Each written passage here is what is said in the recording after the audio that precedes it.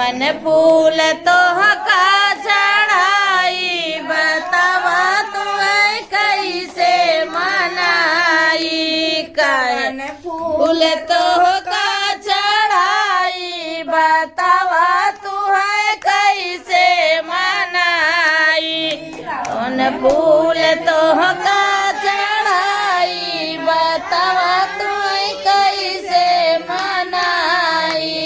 काहे ऋषिया मोरी माई बतावा तुम्हें कैसे मनाई काहे ऋषिया मोरी माई बतावा तुम्हें कैसे मनाई कुआना के पानी माई गई झूठा रे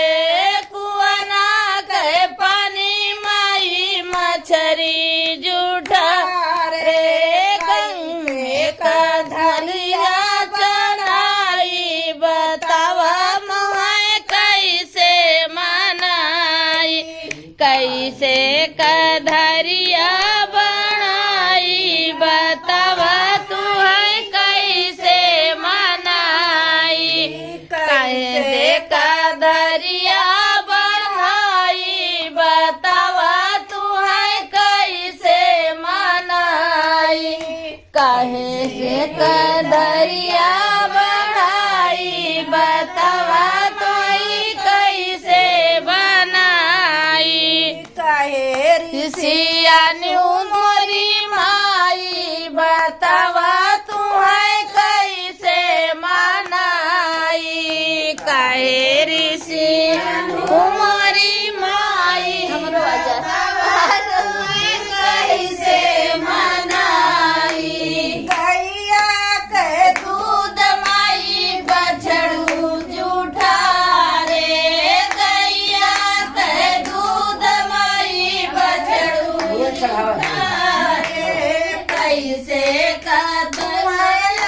कदलाई बतावा तुम्हें कैसे मनाई कैसे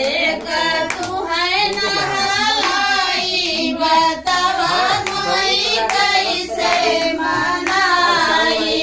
कैसे तुम्हें नहलाई बतावा तुम्हें कैसे मनाई कैसे तुहके मनाई बतावा मैं कैसे मनाई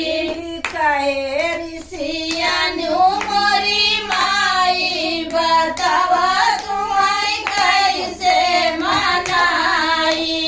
काहे ऋषिया मोरी माई बतावा तुम्हें कैसे मनाई खेतवा के जवा माई सुगना झूठा रे खेतवा के जवा माई सुगना झूठा